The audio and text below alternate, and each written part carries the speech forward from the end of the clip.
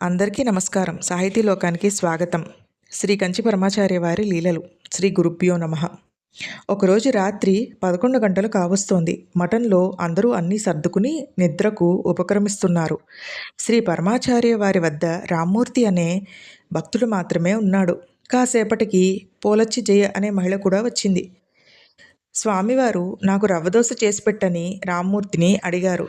రామమూర్తి వంటశాలలోకి చూస్తే రవ్వ లేదు. అతను తిరిగి వచ్చి స్వామివారికి రవ్వ లేదని మనవి చేశాడు. ఆ మహిళ నేను ప్రయత్నిస్తాను అని గబగబా దుకాణం వైపు వెళ్ళింది. ఒక దుకాణందారు మాత్రం తలుపులు వేసే ప్రయత్నంలో ఉన్నాడు. వెంటనే ఆమె రవ్వను కొనుక్కొచ్చి రామ్మూర్తికి ఇచ్చింది. రామ్మూర్తి ఆ రవ్వతో వచ్చినన్ని దోసలు వేసి స్వామివారి ముందు ఉంచాడు. స్వామి నవ్వుతూ ఒక ముక్క తీసుకుని చాలా బాగుంది అంటూ పక్కన పెట్టేశారు. రామమూర్తి ఆ మహిళ మనసులో ఇంత కష్టపడి దోసలు వేస్తే స్వామివారు ఒక ముక్క మాత్రమే తీసుకున్నారు అని అనుకున్నారు. కొంతసేపు అయ్యాక 6 వేద పండితులు ఆంధ్రప్రదేశ్ నుంచి వచ్చారు. ఈ విషయం స్వామివారికి నివేదిస్తే వారిని లోపలికి పంపమని ఆదేశించారు.